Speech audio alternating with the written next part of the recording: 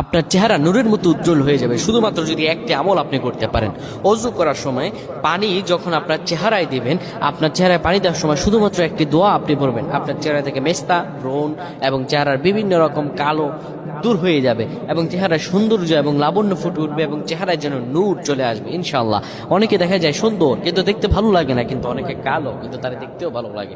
এটি হচ্ছে আল্লাহ তাআলার পক্ষ থেকে একটি রহম। চেহারা সৌন্দর্য বৃদ্ধি পাওয়া আল্লাহ তাআলা দোয়া কবুল করার মাধ্যম, চেহারা সৌন্দর্য বৃদ্ধি পাওয়া গুনাহ মাফ হয়েছে এটার মাধ্যম।